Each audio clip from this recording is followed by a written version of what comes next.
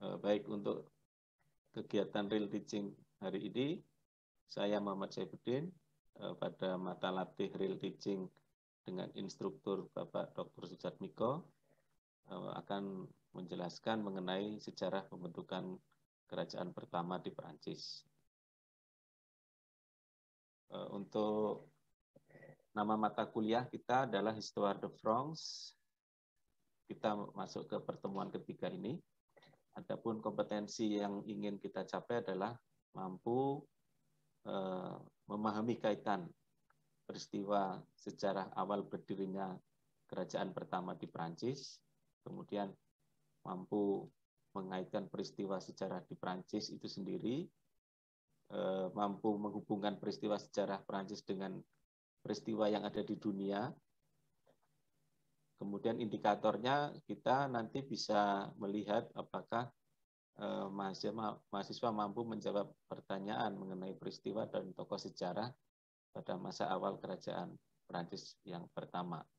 Kemudian mahasiswa mampu menjelaskan hubungan sejarah di Perancis serta mampu menghubungkan peristiwa sejarah di Perancis dengan sejarah dunia. Ini yang kita akan capai pada pertemuan hari ini, ya. Tentu saja tujuan pembelajarannya adalah agar mahasiswa memahami sejarah sejak jatuhnya Kekaisaran Romawi sampai berdirinya kerajaan Perancis pertama, serta mampu menghubungkan sejarah Perancis dengan kondisi Perancis pada khususnya dan kondisi Perancis pada umumnya, ya, di dunia pada umumnya. Ya. Nah, nanti materinya akan meliputi perkembangan Perancis setelah Romawi jatuh, kemudian ada Raja Clovis, ya, peletak dasar kerajaan Perancis, kemudian ada Kekaisaran Charles Martel, serta bagaimana peran agama Katolik bagi warga Perancis atau bagi kerajaan Perancis. Ini yang nantinya akan kita bahas. Baik, saya akan langsung ya mengetengahkan infografis ya, ini agar bagaimana bisa dilihat. Di sini ada diagram ya yang mengetengahkan perkembangan sejarah. Ya, kita sudah masuk ke era 410 ya, 410 Masehi.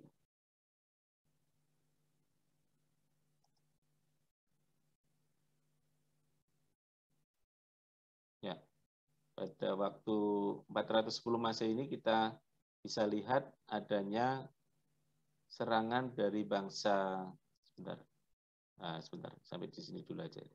Ya, kita yang kemarin pada tayangan kemarin kita lihat di sini ada serangan dari bangsa Han ya, yang dipimpin oleh Attila sang penakluk, memasuki daerah Jerman sehingga kemudian memaksa penduduk dari wilayah Jerman atau suku Jerman ini sendiri mengungsi ya. Nah, ini mereka memasuki wilayah di Eropa Timur. Nah, sebagai gantinya suku bangsa Slav ya, ini kemudian mungkin seperti suku Slavia sekarang ya, di Eropa Timur ini gantian menempati di wilayah berbatasan dengan Jerman di sini. Nah, kemudian pada masa 440 ini adalah seorang raja yang bernama Childeric. Ya. Childeric ini merupakan raja yang berada pada pengaruh ya, karena dia sendiri dilahirkan dari sebuah suku Saliang ya. Dan pada waktu itu suku Galia atau Prancis pada waktu itu masih dikelilingi oleh barbar ya, suku barbar. Jadi dari kemarin ada suku dari Saliang, Reburiang ya, yang kemudian menguasai juga wilayah Prancis sekarang itu, sehingga seolah-olah dia terkepung di sini. Kemudian pada 450 ya, seiring perjalanan waktu ini ya, maaf.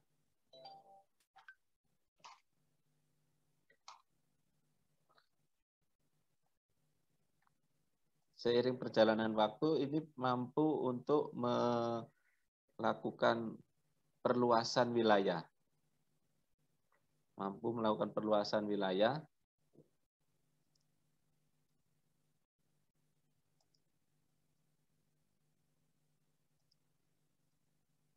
Ya, sampai di wilayah sekitarnya. Ya, jadi dia tadinya berada di wilayah Perancis Utara, dia bisa memperluas wilayahnya sampai di wilayah-wilayah perbatasan di sini. Ya.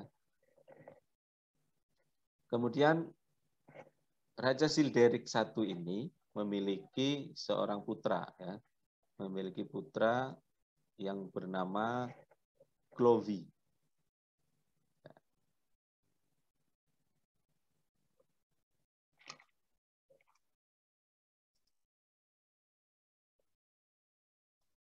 Yang bernama Clovis, seorang pangeran yang memiliki ambisi untuk melebarkan kekuasaan Perancis ini sampai di wilayah yang lebih luas, ya, Raja Clovis ini. Dan pada 481 ini menjadi kerajaan yang kuat dipimpin oleh Raja Clovis. Dia sampai menyerang di wilayah Prancis sebagian barat, ya, kemudian di Tenggara. Pada 492 ini dia juga menyerang Visigoth, ya, kemudian mendorong atau memaksa mundur sampai ke negeri Spanyol sekarang ini.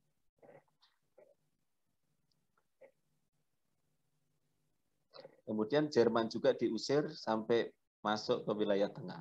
Nah, kemudian pada 498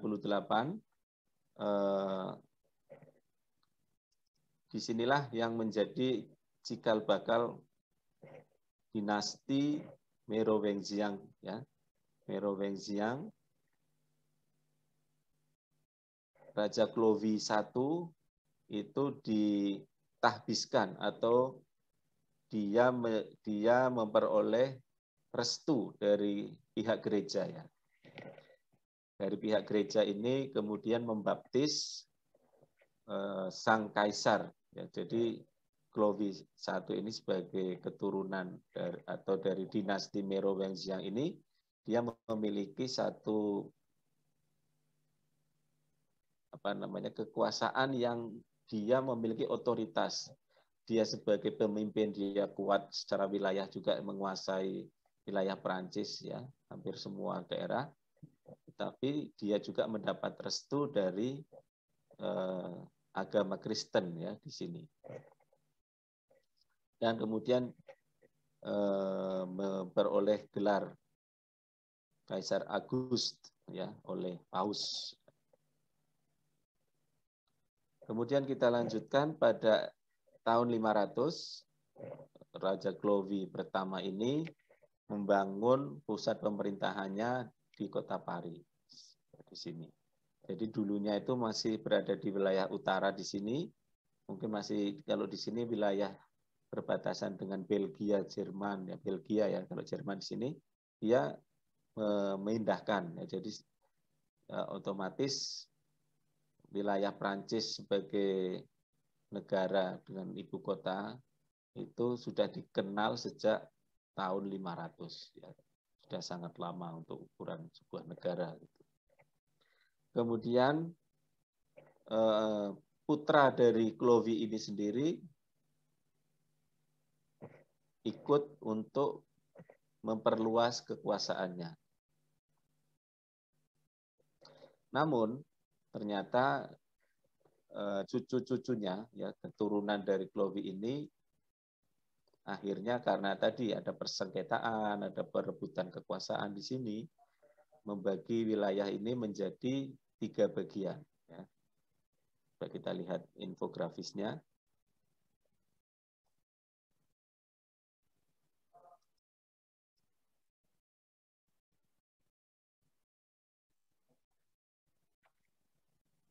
Ya, 507 sampai ya 520 ini bisa menguasai daerah Austrazi. Ya, ini tiga wilayah yang kemudian menjadi pembagian dari Perancis sekarang. Perancis pada waktu Raja Clovis I ini. Jadi tadi ada 3 putra sehingga mereka memperoleh masing-masing wilayah. Ya. Yang pertama adalah wilayah Nustri, ya, Nustri yang berada di wilayah barat. Kemudian yang wilayah Bourgogne yang merupakan daerah Perancis pada wilayah tengah dan selatan, dan wilayah timur Austrazi. Ya. Ini merupakan pembagian departemen pertama kali ya untuk orang Perancis yang dipimpin oleh Raja Perancis pertama. Sementara kita akan melihat pada waktu yang bersamaan di Kekaisaran Romawi itu ternyata masih eksis ya, Kekaisaran Romawi, tetapi dia yang di wilayah Romawi Timur. Romawi Timur, apa ibu kotanya? Masih ingat di sini? Bizantium, oke. Bizantium itu wilayah dari Romawi Timur, dia memburu kaum Ostrogo ya. Pada materi sebelumnya orang-orang Goth itu yang tadinya dia membela untuk menyerang orang-orang yang barbar di sini, tetapi malah dikhianati ya. Untuk itu dari Kaisar Romawi memerintahkan untuk memburu kaum Ostrogo ini. Ya. Ostrogo yang menempati wilayah Romawi Barat.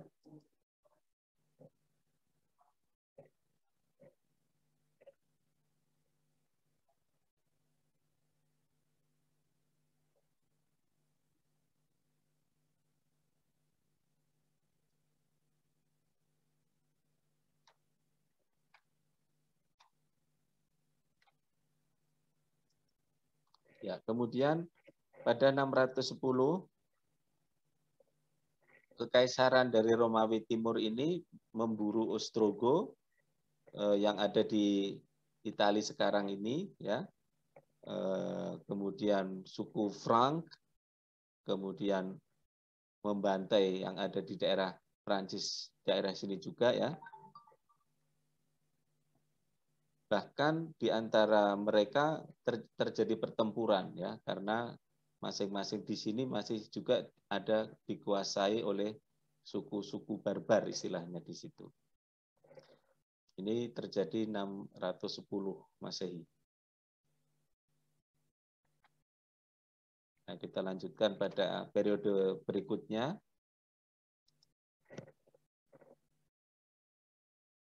Ya, pada 613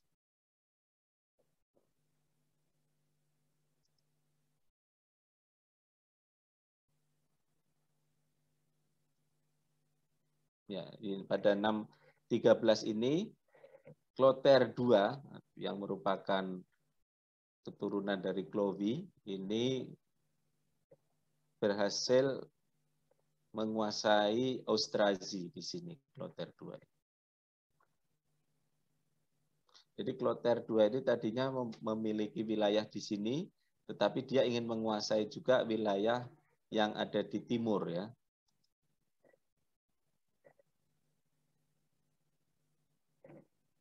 Kemudian di bawah kepemimpinan Raja Dagobert ini,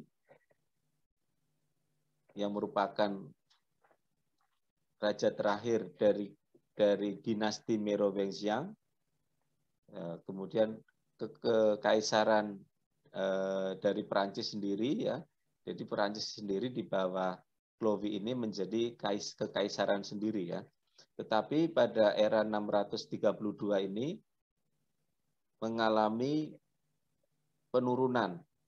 Kemudian penurunan ini dikarenakan oleh wilayah Aquitaine ya, yang merupakan tadinya wilayah Prancis ini memproklamirkan diri ya untuk independen. Sementara di wilayah Spanyol ini ya, Visigo masih terlalu kuat untuk diusir ya, sehingga Visigo ada di Spanyol ini masih bertahan sampai 670. Dan era Perancis itu sendiri pada abad ke-8 ya, mulai tahun 700 ini menjadi melemah, kekuasaan Perancis melemah. Banyak dari para raja-raja yang kemudian memiliki seigneur atau ksatria-ksatria ya. Pada 715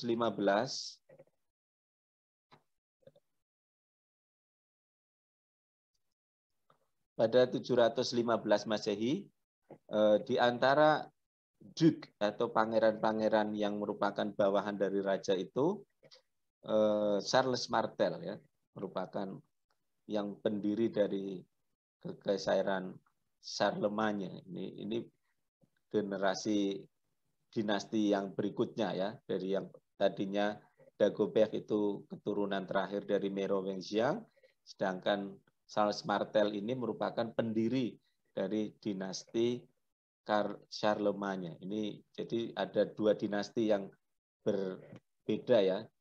Kurun waktunya 400, kemudian ini 715. Bahkan kemudian karena kekuasaan yang sangat kuat mengurung Raja Childeric III ya, di biara. Kemudian Charles Martel ini sendiri bisa menguasai di wilayah Prancis bagian yang lain. Di Neustrie, La Bourgogne, kita lihat infografisnya, ya, bisa menyerang Neustrie, La Bourgogne ada di sini, sampai 720.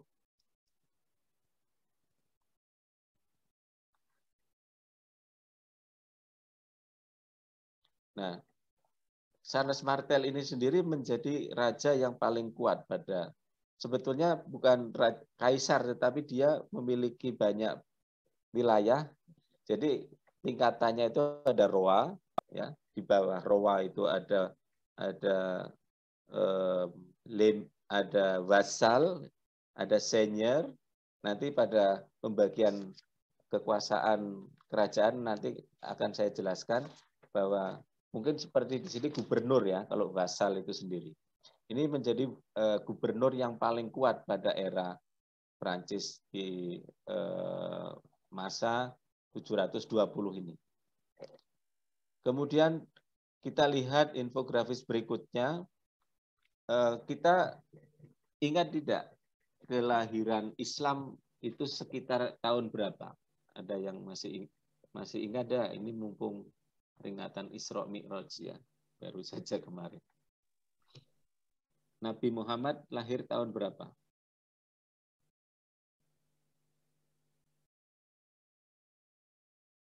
Atau abad berapa? Ya, kalau tahun agak susah mungkin ya.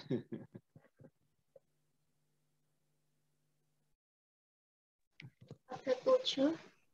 Abad 7, berarti tahun 600-an. Kalau menurut kalender, Nabi Muhammad itu lahir 570 Masehi ya, sekitar abad ke-6. Tapi kita lihat, ini kan di wilayah Eropa, sementara Islam berkembang itu di Jazirah Arab, itu masih di Asia Selatan ya, Timur Tengah. Itu jaraknya kan berapa ribu kilometer ya. Ini 570 ya. Kemudian ini 200 tahun kemudian, 150 tahun kemudian, apa yang kita akan lihat pada infografis berikutnya, Islam ternyata bisa mencapai dataran Eropa.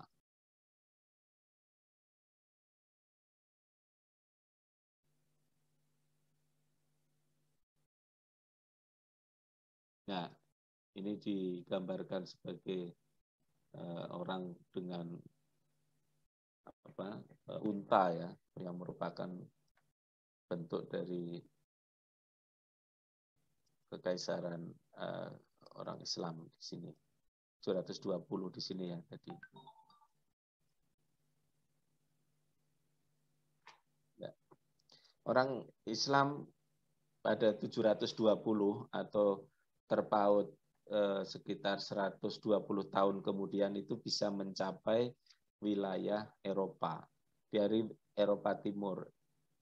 Tetapi kita lihat ketika dia mau memasuki wilayah Eropa Barat, itu ada penolakan, ada serangan. Serangan yang berasal dari Bulgaria. Nah, ini dari Eropa Timur juga di sini, sehingga wilayah sini kemudian menjadi kekuasaan dari bangsa Bulgaria. Nah, Islam kemudian masuk, dia melalui bawah, ya, melalui bawah, yaitu melalui Afrika. Pada tahun yang sama, 720, ya, ini bisa mencapai wilayah Spanyol. Tetapi tadinya wilayah Prancis ini juga mau dimasuki ya oleh kekuatan dari Islam. Kemudian Duke Aquitaine, ya, Duke Aquitaine itu merupakan wilayah yang menjadi penyangga antara Prancis dengan Spanyol ini, meminta bantuan kepada Charles Martel yang ada di Paris agar serangan bangsa Muslim ini sendiri tidak sampai masuk ke Prancis. Ini yang menarik pada 732 ya. Sehingga kekuasaan bangsa kebudayaan Prancis tidak bisa dimasuki oleh orang Islam, dibendung oleh Charles Martel. Dan kemudian Islam bertahan di wilayah Spanyol sekarang ya. Ini yang menjadi perkembangan dunia sekarang. Ya, ini kita lihat ilustrasinya bagaimana pertempuran yang terjadi di wilayah Spanyol. Nah, sementara setelah kembali ke sini, wilayah Spanyol yang tadinya merupakan dikuasai oleh Visigoth itu kemudian dikuasai oleh Prancis, oleh bangsa Muslim ya.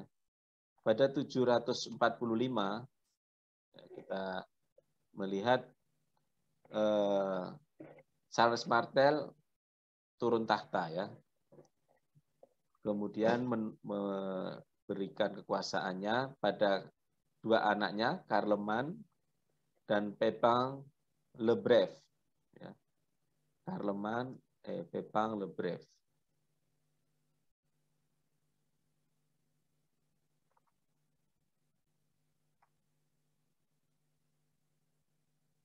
Namun dari kedua anak ini ada satu yang tidak memiliki keinginan ya untuk meneruskan kekuasaan dan memilih menjadi biarawan ya.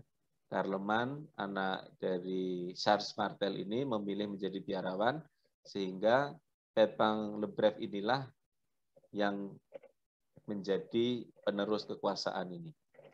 Ya, pada 748 kemudian dia memproklamirkan diri menjadi raja Childeric III, ya. Childeric III.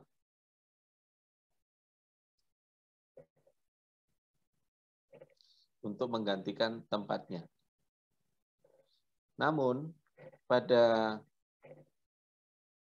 masa itu Childeric ini kurang kuat hubungan darahnya. Mungkin dia bukan dari keturunan langsung Charles Martel ya, mungkin dari kalau istilah di sini bukan anak dari permaisuri ya. Jadi mungkin dari anak keturunan dari istri yang keberapa, sehingga kekuasaannya tidak terlalu mendapatkan dukungan. Nah, untungnya pada waktu yang bersamaan di daerah Lombard ya, Lombard di Roma ini masih ada invasi yang menyerang di wilayah Roma. Untuk itu, Selderic ini diminta untuk bisa mengalahkan orang-orang yang menyerang di sini, ya. Dan untuk itu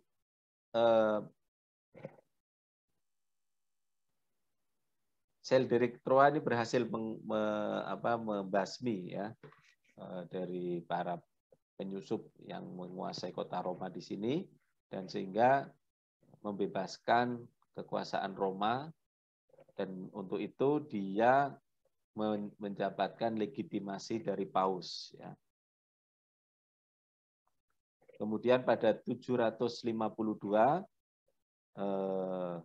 dia berhasil mendapatkan pengakuan secara agama agar dia dijadikan sebagai Raja Perancis ya pada 755.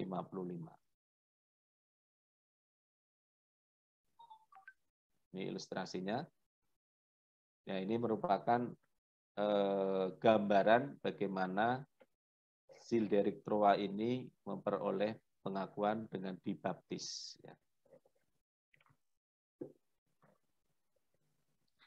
Ya, itu tadi yang bisa disampaikan dari sejarah Prancis pada mulai abad ke berapa? 5 ya, abad ke-5, 420-an sampai 755, yaitu dengan berakhirnya raja dari kekuasaan Merovingian, kemudian beralih menjadi Charlemagne. Mungkin sampai di sini ada yang ingin ditanyakan, disampaikan, silahkan.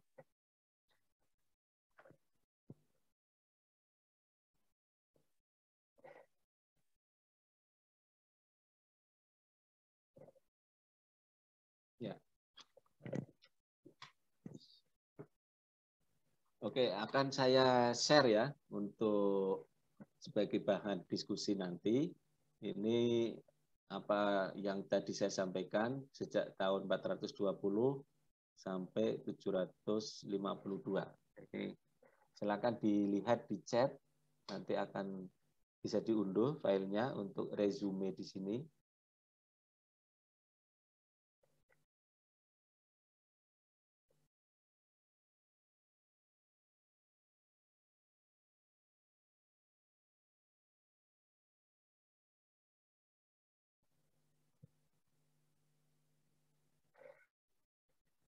Oke, sudah bisa diterima ya materi ringkasan ya.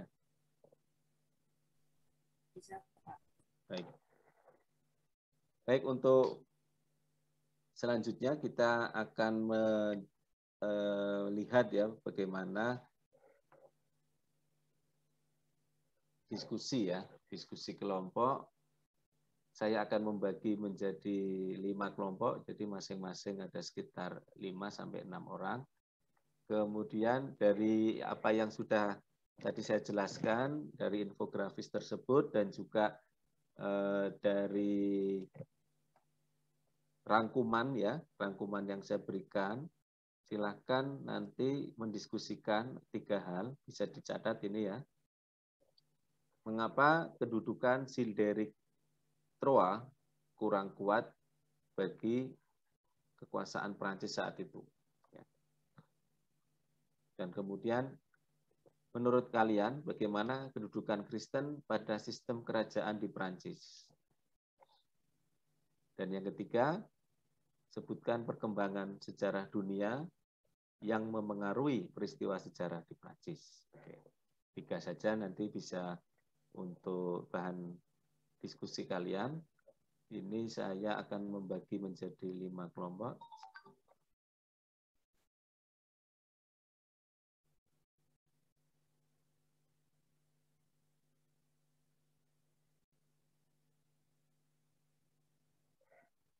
Ya, baik. Room 1 nanti ada Arum, Devana, Dinda, Diva, Nurita, Rizky, kemudian ada room 2, Stevi, Cahyaning Tias, Damba Kirana, Muhammad Soleh. Ya, silakan bisa memasuki room yang sudah ditentukan. Room 3 ada Ajeng, Isna, Muhammad Faris, Nadila. Room 4 ada Aura Leona, Badrina, Sabrina. Dan room 5 ada Anis, Mega, Lintang, Nurani. Ya, silakan. Waktunya 10 menit ya untuk membahas diskusi 3 hal tadi.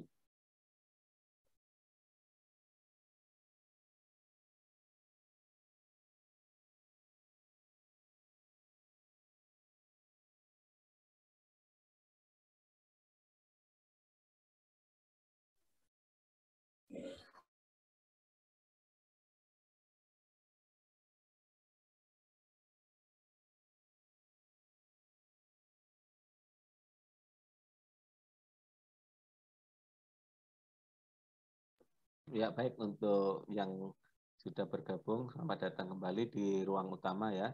Sambil menunggu teman-teman yang lain masuk ke ruang utama. Jadi saya sudah memantau satu persatu dinamika di kelompok. Ini ada kelompok 1 ya aktif, 2 semuanya sudah berupaya untuk menemukan jawaban yang kira-kira bisa menjawab pertanyaan ya.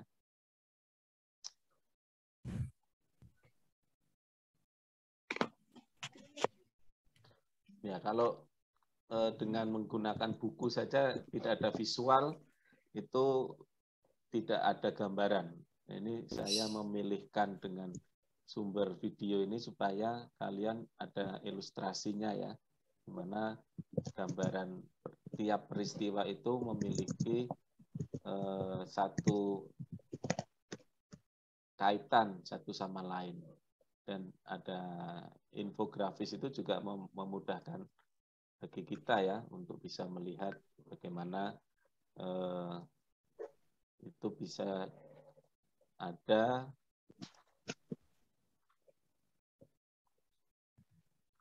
Oke, baik.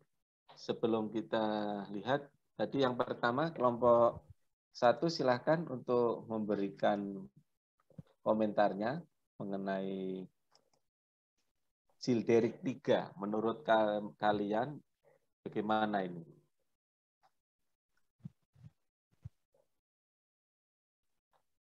Pak, saya dari kelompok 1 Ya. akan menjawab pertanyaan nomor 1, mengapa kedudukan Childerik 3 kurang kuat? Yang pertama, karena alasan keturunan seperti yang telah dijelaskan oleh Bapak Saifuddin tadi, bahwa dia merupakan bukan keturunan dari permaisuri sehingga kedudukannya kurang kuat. Dia juga masuk ke dalam periode Raja-Raja Malas atau raja yang tidak melakukan apa-apa, dan dia juga tidak mendapat pengakuan dari gereja. Ya. Yang lain, apakah ada tambahan?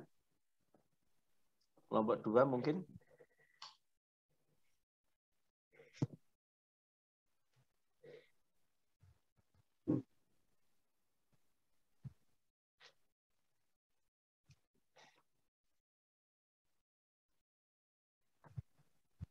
Kelompok 3, ada yang ingin menambahkan untuk pertanyaan pertama?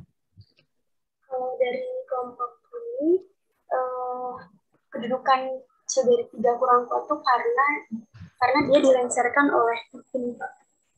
Karena Pipin ingin menjadi raja. Karena ingin menjadi raja gimana? Pipin ingin menjadi raja. Jadi Pipin menyuruh Paus untuk menghentikan Childerik 3 sebagai raja. Baik, bisa semacam itu ya. Kelompok 4 ingin menambahkan? Tidak ada, Monsieur. Ya, tidak ada. Sama saja ya. Oui. Lebih aman sama. Oke ya. Tadi memang di dalam satu pemerintahan ada kekuasaan itu bisa menjadi sangat kuat, tetapi setelah beberapa keturunan itu memperlemah ya. Karena banyak keturunan akhirnya kekuasaan dari dinasti Merovingian ini harus dibagi-bagi ya, semacam itu. Dan di antara beberapa anak yang Childeric III ini bukan merupakan dari istri utama atau permaisuri, sehingga kedudukannya di antara beberapa anak-anak itu tidak kuat. Baik, yang kedua dari kelompok 4, silakan dibaca dulu pertanyaannya tadi. Oui, Monsieur. Pertanyaan nomor 2, bagaimana kedudukan Kristen pada sistem kerajaan di Prancis? Jawabannya, Kristen sangat berperan penting karena yang membaptis para raja dan juga kerajaan berpatok pada aturan gereja yang dibuat para kalis, Monsieur. Seperti itu. Oke, selain menjadikan raja itu sah ya secara hukum, itu kedudukan yang lain apa dari agama Kristen sendiri bagi orang Prancis loh. Mbak mungkin mau menambahkan?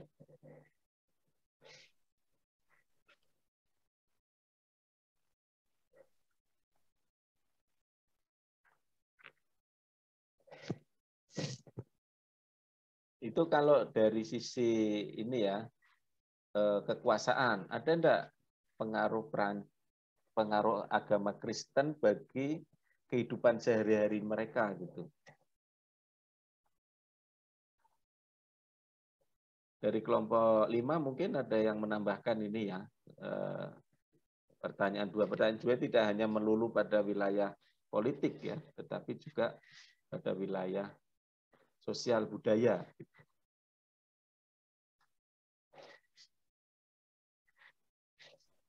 Karena dari awal sudah menganut Kristen, Masyur.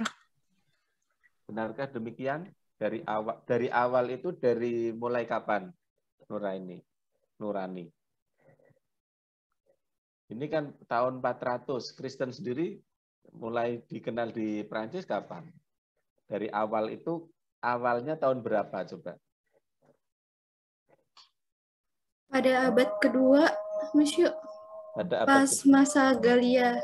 Ya, pada abad kedua ya. Yesus Kristus sendiri kan dia dinyatakan sebagai Masehi, tahun Masehi. Baru pada tahun 120 Kristen ini baru bisa menggantikan kepercayaan paganisme ya. Paganisme itu menyembah para dewa-dewa. Dulu masih menganut kepercayaan dari Yunani ya. Yunani diteruskan ada dewa-dewa,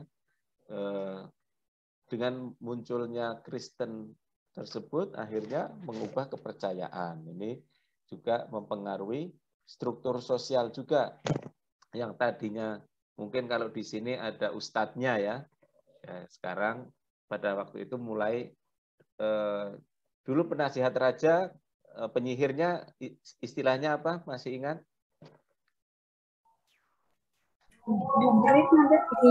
Druid ya, Druid itu dia spiritualisnya kaum paganisme Prancis, tetapi itu pada abad kedua 120 itu sudah mulai bergeser ya dengan kemunculan kepercayaan Kristen ya, sehingga juga mempengaruhi di wilayah kerajaan. Dia ada semacam biarawan, dia ada semacam penasehat agama, dan ini tentu saja memberikan dampak yang besar. Karena di negara Prancis pada waktu itu tentu saja memiliki kesamaan ya dengan di manapun, seorang pemimpin itu adalah kepanjangan tangan dari Tuhan. Ya. Selalu demikian. Kalau pemimpin suatu negara, suatu kerajaan itu tidak diberkati oleh pemimpin keagamaan, maka dianggapnya dia tidak direstui oleh Tuhan. Nah, demikian. Kedudukannya sangat penting agar dia itu diakui sebagai wakil Tuhan di bumi. Demikian yang ada di beberapa kebudayaan, ya, baik itu di Eropa, di Jawa, ya, Jawa juga ada, ya. Siapa yang tahu gelar Raja Mataram yang lengkap? Ini juga ada, ya. Ya, masih ingat enggak?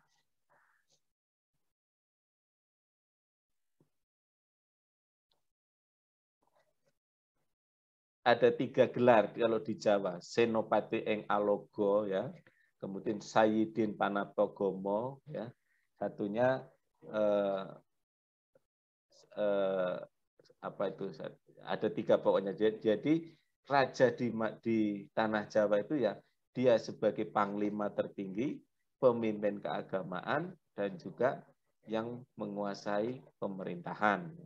Nah, ini juga tentu saja ada kaitannya dengan wilayah-wilayah religius di sini. Dan Prancis itu memegang teguh pengaruh Kristen ini sampai nanti menjelang akhir revolusi Prancis. Sangat panjang. Mereka sudah 1.300-an menggunakan dasar negaranya sebagai agama sebagai dasar negara, tetapi kemudian ada perubahannya, nanti kita akan belajar semacam itu. Baik, yang ketiga, kelompok 2, ya, kelompok 2 silakan.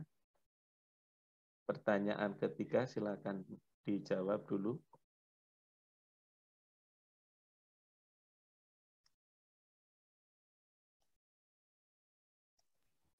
Pertanyaan nomor 3, sebutkan perkembangan sejarah dunia yang mempengaruhi peristiwa sejarah di Prancis. Ya, apa saja menurut kelompok 2?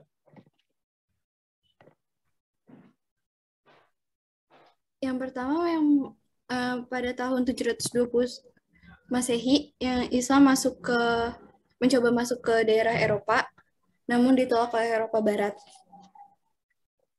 Terus dia akhirnya masuk lewat ke Spanyol, namun terus mau naik lagi ke atas ke Aquitaine, ya. Terus meminta bantuan, terus Aquitaine-nya menolak, jadi dia akhirnya bertahannya di Spanyol. Ya. Jadi ada unsur perluasan kekuasaan, ya, dan sama dengan Kristen, Islam juga mengalami perkembangan yang sangat hebat. Hanya dalam 120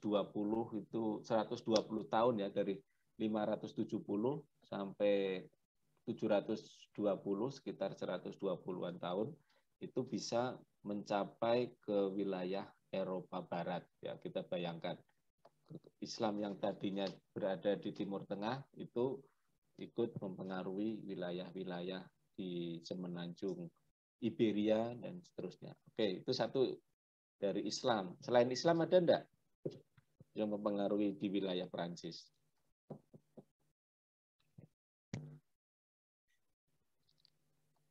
Kelompok 4 bisa menambahkan? Islam, ya, tadi yang pada tahun 720.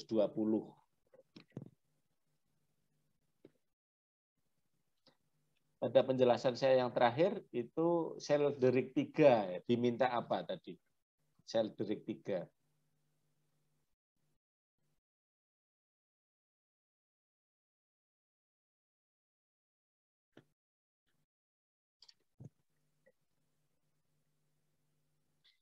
Selderic III terhadap suku-suku Lombardia di Italia, ya, itu juga bisa, ya.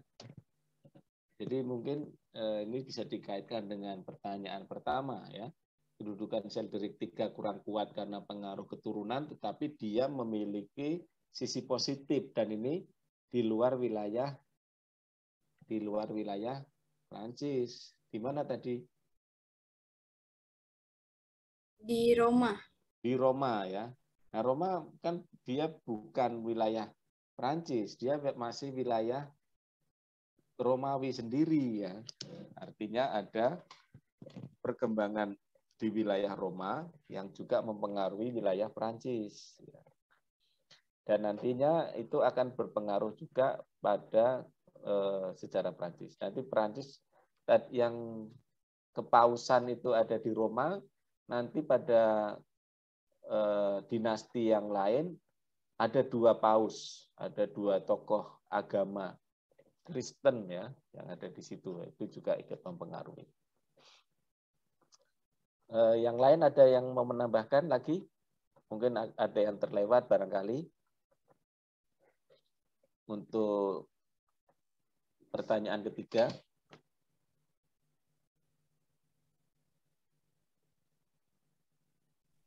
Masyur izin bertanya. Oke, silakan. Masuknya pengaruh kekaisaran Romawi itu juga termasuk nomor 3 apa tidak ya? Kekaisaran Romawi sekarang sudah mulai menurun ya pengaruhnya. Yang dimaksud Romawi itu sebagai kekuatan militer itu Roma sudah menurun. Dan masih ingat kekaisaran Romawi kan dibagi 2, yang barat dengan yang timur ya. Yang barat itu untuk pusat pemerintahan dan juga penyebaran agama. Kemudian yang di timur itu yang di Bizantium ya, di Konstantinopel. Nah, itu yang justru dilemahkan itu yang di Roma oleh kaum Ostrogot itu ya, Ostrogo. Jadi bisa pengaruh Romawi itu mempengaruhi di Prancis juga bisa dimasukkan pada pertanyaan ketiga ini ya. Jadi ada dua pengaruh yang mempengaruhi sejarah Prancis dengan hadirnya tadi ya Islam pada tahun 720 dan kemudian pengaruh dari Romawi yang meminta bantuan agar membantu memulihkan keamanannya di Roma sehingga Childeric III ini mendapatkan pengakuan. Ya, demikian. Baik untuk diskusi ya kita cukupkan sampai di sini. Untuk simpulan kegiatan hari ini adalah kita bisa lihat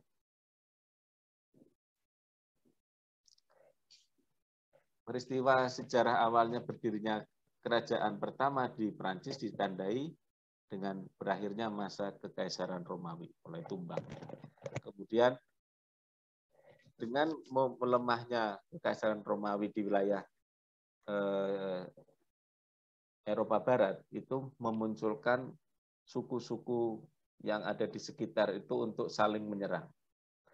Dan suku-suku itu kemudian menguasai daerah, ada yang datang, ada yang pergi. Kita ingat ada suku Mongol juga dengan bangsa Han ya, dengan dipimpin oleh Attila itu menyerang di wilayah-wilayah teritori Prancis, tetapi ada keinginan untuk menyatukan kembali. Semangat untuk menyatukan kembali di bawah kepemimpinan Clovis I atau Clovis I. Dan ini sebagai peletak negara Prancis modern sekarang yang bertempat ibu kota negaranya ya, yang dipindah ya. Jadi tidak hanya Indonesia yang dipindah. Tadinya di wilayah perbatasan dengan Belgia, ini dipindah agak ke tengah menjadi di Paris. Kemudian kesimpulan yang ketiga, konflik internal dan eksternal Prancis ikut melemahkan kedudukan kerajaan. Ya, tadi ada serangan bangsa-bangsa lain, bangsa barbar, ada pembagian wilayah karena keturunan, itu akhirnya ikut melemahkan dinasti-dinasti yang ada di Prancis. Kemudian peristiwa besar sejarah dunia yang membawa pengaruh bagi Prancis tentu saja yang paling signifikan pada masa ini adalah perkembangan Islam di Spanyol ya. serta kekuatan geopolitik kerajaan sekitar ya, tadi kerajaan-kerajaan yang kemudian memiliki kekuatan bisa saling menyerang sampai bisa menguasai Roma. Itu untuk kesimpulan pada hari ini. Sebagai penutup saya akan mengakhiri bahwa selama 300 tahun wilayah Gaulois, wilayah Perancis ini mengalami perubahan yang luar biasa. Dengan runtuhnya Kekaisaran Romawi serta gelombang invasi bangsa barbar melahirkan kekuatan-kekuatan baru di benua Eropa. Kemudian muncul bangsa Frank yang menjadi cikal bakal berdirinya Prancis modern ini. Di bawah dinasti Merovingian dengan Raja Clovis-nya ya, yang paling terkenal. Namun seiring perkembangan waktu selama 300 tahun ini kekuasaannya melemah dan ini akhirnya menggoyahkan sendi-sendi kerajaan dan itu juga di dalam masyarakat terjadi pembauran karena tadi ada unsur saling menaklukkan sehingga terjadi pembauran. Kemudian timbulnya masyarakat baru yang lebih bersifat pedesaan, yang bersifat agraris, mulai menetap mengelola tanaman pangan ya, serta lebih keras. Lebih keras di sini adalah karena pengaruh peperangan tersebut. Selain dari itu, munculnya keberlanjutan penyebaran agama Kristen yang menjadi sentralnya di Paris, di Prancis ya, bukan hanya di Paris.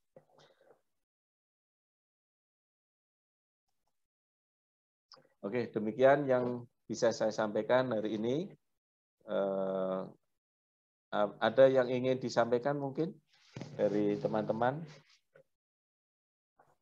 Monsieur, apakah bisa meminta PowerPoint yang tadi? Oke, bisa. Nanti saya akan bagikan. Oke. Baik, terima kasih, Monsieur. Baik, terima kasih atas peran partisipasi teman-teman semua ya. Kita banyak belajar dari bangsa lain agar kita lebih mengenal bangsa kita sendiri ya. Karena kita tidak akan pernah bisa melihat diri kita apabila tidak ada berarti itu ya, berarti seperti itu 1-2 hari bisa ya Bu yang perbaikannya itu ya, karena paling lambat hari Jumat. Nanti Mbak Dian kalau ada notif untuk di ACC di SIP. Ya, mungkin masih ada sambungan telepon Pak Jatmiko.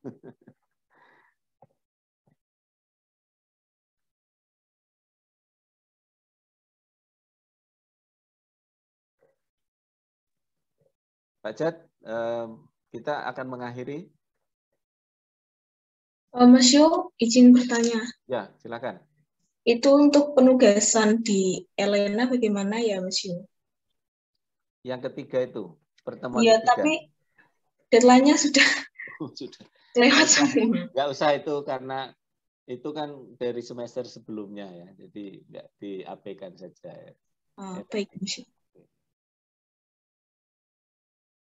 Baik, rekan-rekan semua, kita mengakhiri pada pertemuan hari ini. Sebelum kita akhiri,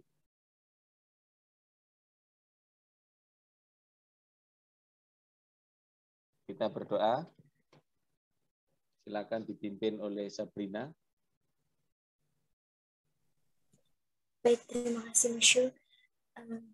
Untuk mengakhiri pertemuan kita pada hari ini, marilah kita berdoa. Berdoa mulai.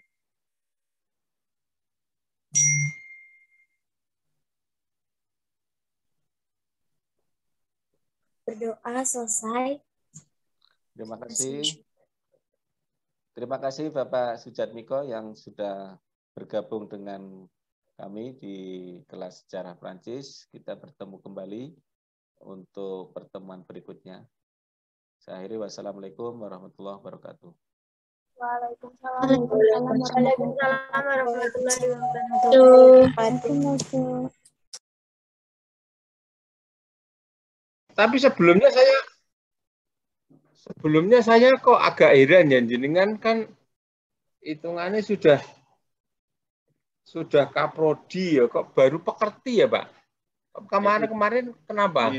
Saya itu dulu pernah ikut apa-apa tapi lupa. Terus saya cek di ini di persyaratan di hasil-hasil ijazah kok nggak ada. Saya malah sudah ikut AA duluan. Dulu. Oh, tapi AA-nya sudah, pekertinya sekarang gitu. Jadi iya.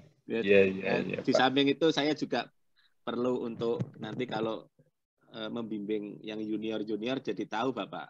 Iya. Kalau secara persyaratan untuk Serdos apa kan saya sudah lewat. Saya sudah sejak 2013. Jadi tidak ada kaitannya untuk persyaratan Serdos atau apa. Oh, tapi Pak Saifuddin juga belum Serdos? Sudah. Oh, sudah ya. Maksud saya mengatakan saya tidak mengikuti ini bukan karena untuk syarat Serdos apa-apa bukan. Oh. Hanya saya keinginan saya sendiri gitu, Pak. Iya. Meningkatkan kompetensi lah. Betul, ya. Kalau ada yang tanya dari junior tanya itu kan saya bisa jawab sesuai dengan pedoman kan. Baik Pak Saifuddin, jadi ada beberapa hal yang perlu saya sampaikan. Saya sampaikan secara umum dulu, kemudian nanti terkait teknis kemarin, terkait teknis pelaksanaannya, kemudian saran-saran ke depannya begitu ya. Siap. Baik, yang pertama mungkin juga sudah disampaikan di AA mungkin beberapa saat yang lalu bahwa dalam menyampaikan materi itu kan bisa dibagi menjadi 3, yaitu keterampilan membuka, keterampilan menyampaikan inti materi, dan keterampilan menutup pembelajaran, gitu kan?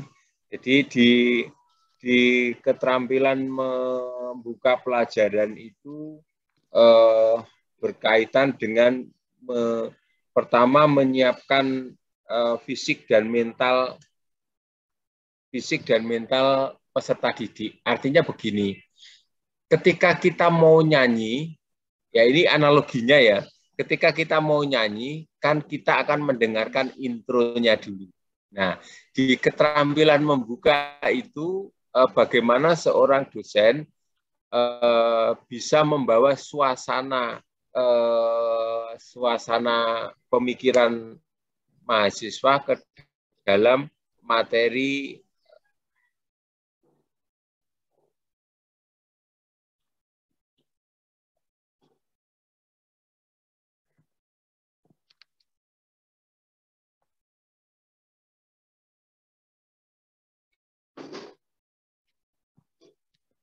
masih nge-lag Bapak.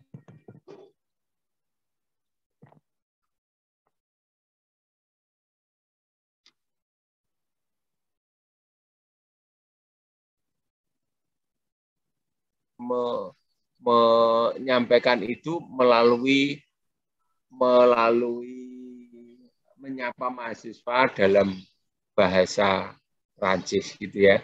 Jadi saya sendiri ketika materi bahasa Prancis pasti tidak tahu dan sangat jauh kemampuannya dengan panjenengan yang memang di bidang itu.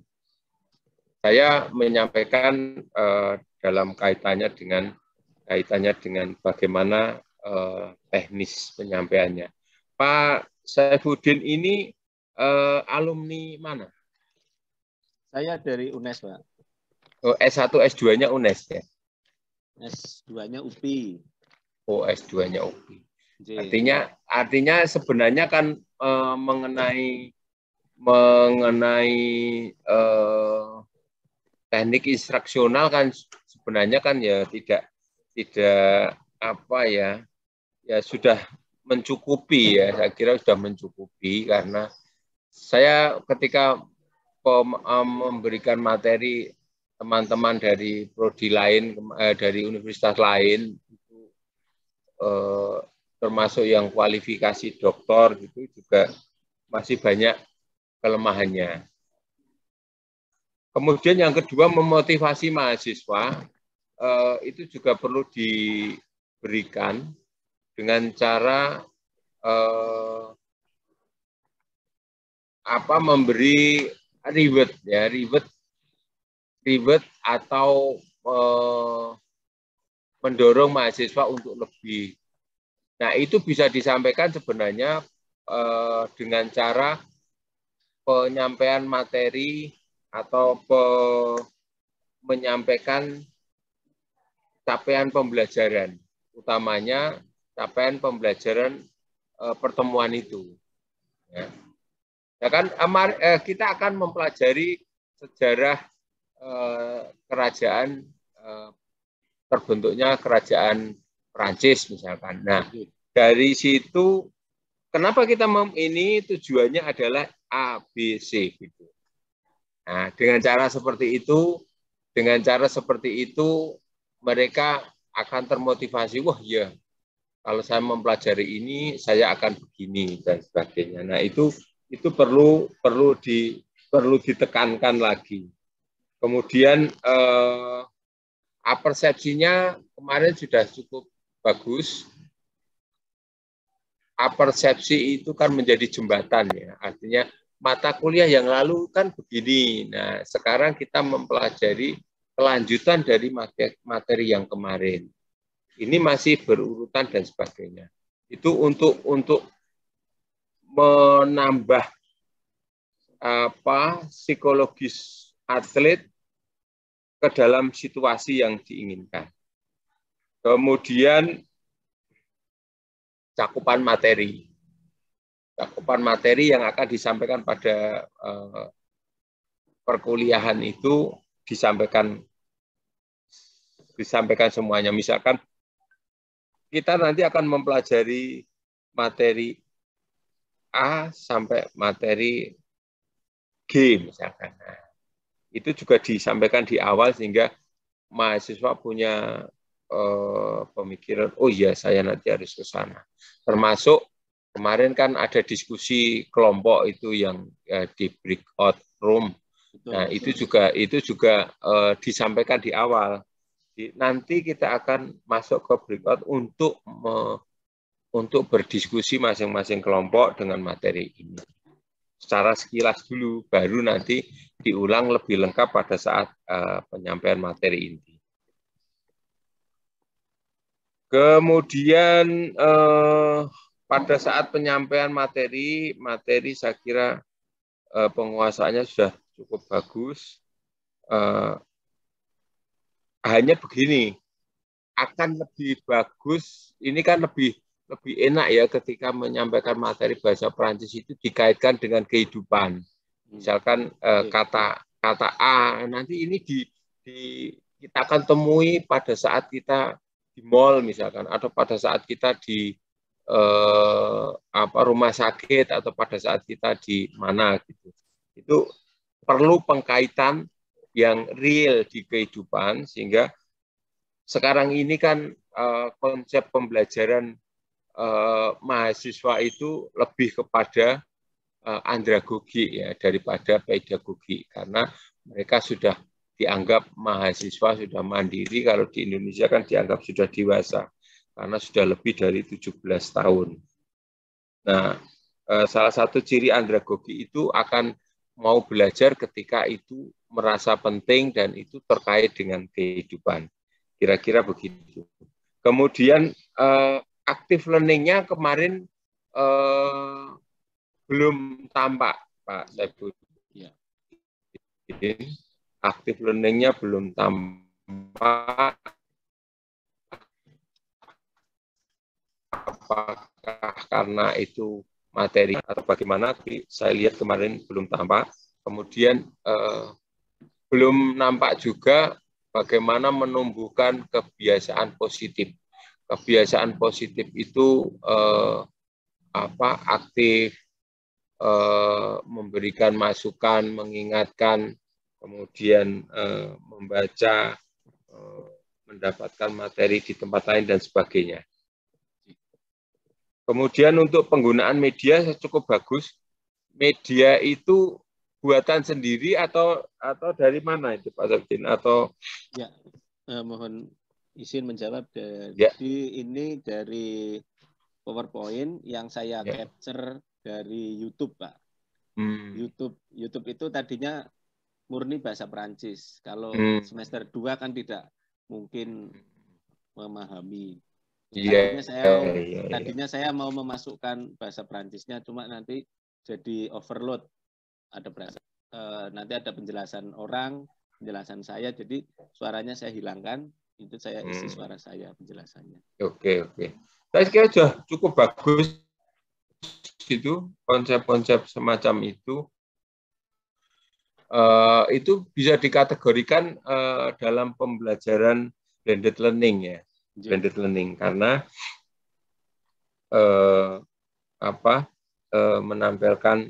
menampilkan tidak hanya dengan kata-kata, tidak hanya verbal, tidak hanya tulisan, tetapi juga menyampaikan dalam bentuk video dan animasi.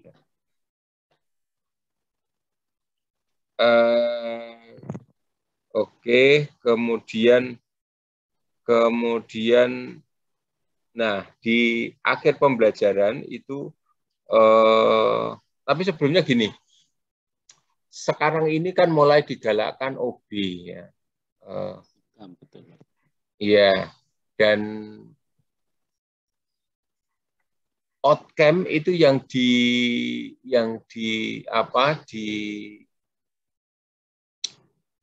diprioritaskan ya. Jadi pembelajaran yang kita berikan itu nanti akan berdampak. Ya. Outcome based education, jadi pendidikan yang kita lakukan itu ada dampaknya. Nah, dampaknya apa? Dampaknya kalau materi yang kemarin di pertemuan berikutnya mahasiswa sudah mulai bisa kata atau kalimat yang sudah disampaikan kemarin itu muncul, apakah itu dalam pembicaraan maupun dalam kehidupan sehari-hari. Nah, itu dampaknya. Kemudian hendaknya menggunakan HOTS ya. Karena begini, di tingkat sekolah dasar sekalipun itu sudah menggunakan HOTS. Meskipun pembelajaran bahasa Perancis ini kan seperti baru, mahasiswa itu kan sebagian malah justru baru belajar bahasa Perancis ketika di perkuliahan ini, betul ya? Ada beberapa yang baru memulai. Artinya memang itu sekilas memang kita menganggap tidak mungkin kita menggunakan HOTS ketika pembelajarannya itu bersifat pemula gitu ya. Artinya mengajari orang yang baru melakukan. Tetapi bukan itu. Jadi HOTS itu meskipun nanti tujuannya itu hanya untuk mengetahui, menjelaskan, tetapi bisa menggunakan pendekatan HOTS dimulai dari belum itu tingkatnya kreatif, evaluasi, dan analisis. Nah, itu bisa gitu. Artinya meskipun tujuannya untuk mengenalkan beberapa kalimat atau kosakata dan kalimat, tetapi juga didekati dengan pendekatan HOTS. Dan saya melihatnya di breakout room itu sudah sedikit nampak adanya pembelajaran yang diterapkan kemarin. Saya melihat ada HOTS-nya di sana. Tetapi itu kalau bisa ditingkatkan lagi. Hanya ini Pak Saifuddin, saya melihatnya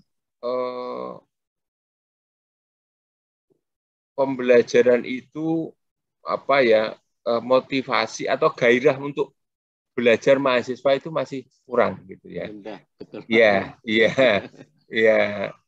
Mungkin dicari model-model yang mengaktifkan mahasiswa, aktif learning-nya itu bisa ditingkatkan. Kalau saya begini, karena kemarin saya amati itu sebagian besar off-camp. Nah, off-camp itu kita tidak tahu ada di mana mahasiswa itu. Sehingga saya ketika kontrak kuliah, ketika mengajar daring, selalu saya sampaikan, saudara harus on-camp. Kalau dari awal sampai akhir saudara off-camp, saudara saya anggap tidak masuk. Nah, itu menjadi motivasi mereka. Yang kedua begini, ada beberapa yang beralasan karena sinyal gitu ya. Nah, yang saya lakukan adalah kalau ketika saudara tiba-tiba off cam meskipun sedikit, maka ketika ada pertanyaan yang saya tanya yang off cam, sehingga mereka mau tidak mau suka akan muncul. Karena kita tidak tahu ketika off cam mereka mendengarkan atau tidak. Yang ketiga, ketika on cam itu kita akan bisa tahu dari mimik mukanya. Oh, anak ini serius, oh anak ini, dan sebagainya. Terus yang keempat, kita bisa melakukan dengan cara ada reward bagi yang bertanya. Ya. Yang bertanya itu akan menghidupkan. Siapa yang sering bertanya, meskipun awal-awal pertanyaannya itu lucu-lucu gitu ya, tapi dia aktif bertanya, saya hargai. Nah, dengan begitu akan ada tambahan nilai bagi saudara yang aktif. Karena bahasa itu kan habit kalau tidak salah, betul ya, not science ya.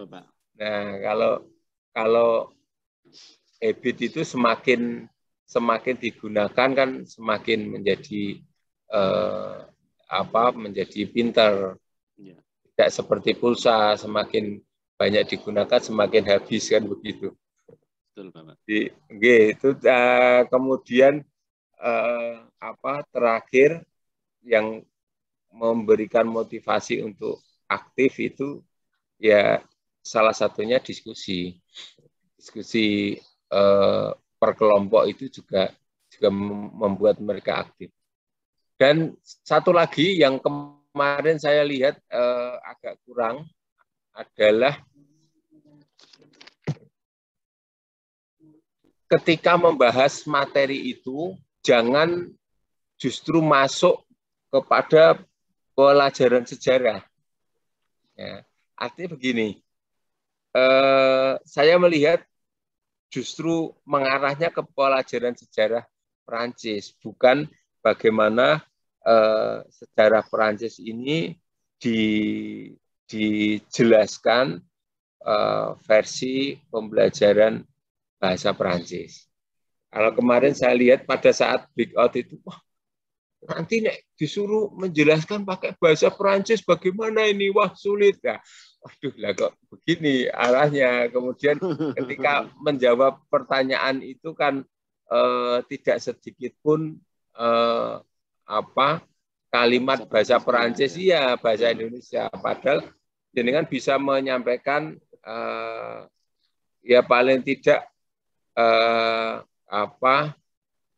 separuh-separuh lah, hybrid lah, misalkan separuh bahasa Perancis, harus ada bahasa Perancisnya meskipun dalam kalimat mungkin ada 2-3 kata saja yang dalam bahasa Perancis.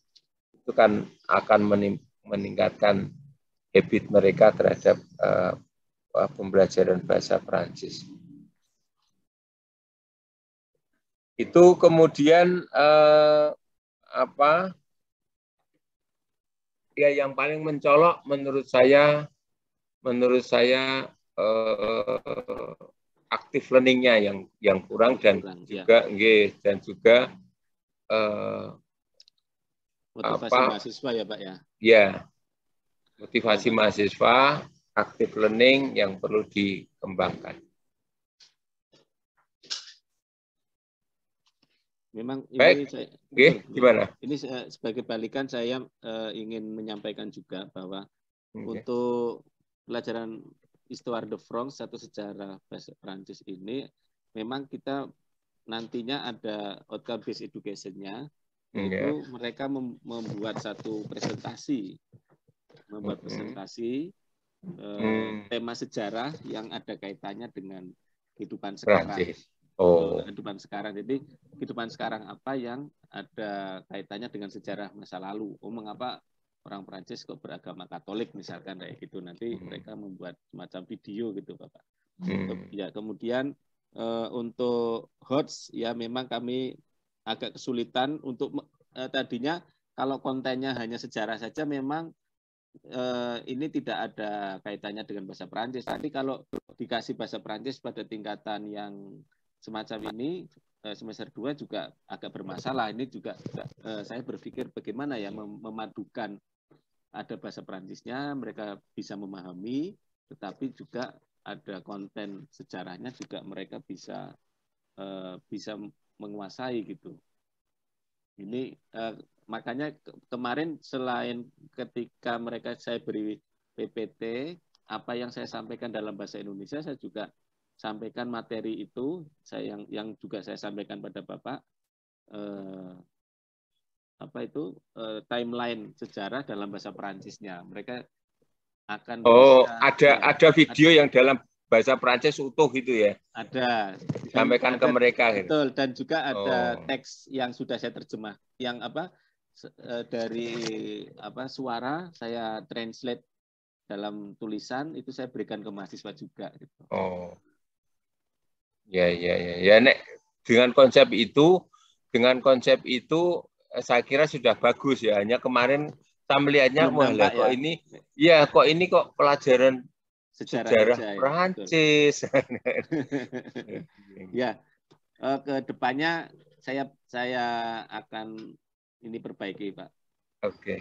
Pertemuan sebelumnya nanti saya bisa tunjukkan di YouTube saya juga ada. Saya sudah rekam, jadi ada separuh penjelasan bahasa Prancisnya, kemudian saya memberi komentar bahasa Indonesianya. Cuma kemarin saya pertimbangannya kalau dua suara masuk nanti ini down lagi itu kayaknya mengganggu, jadi saya putuskan udah bahasa Indonesia saja semua. Betul.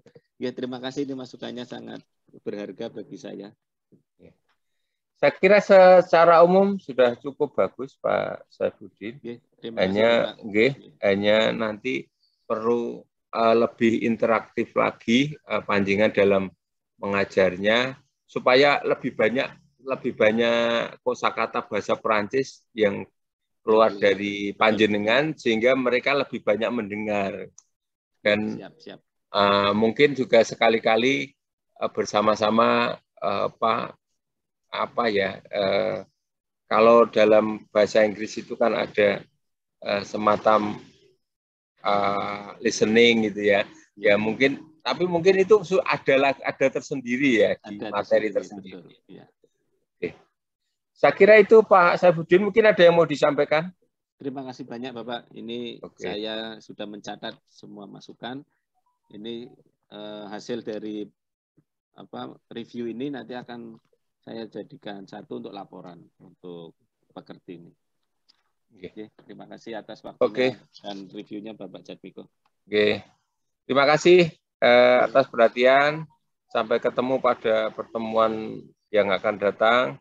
Assalamualaikum warahmatullahi wabarakatuh. Waalaikumsalam warahmatullahi wabarakatuh. Saya live ya.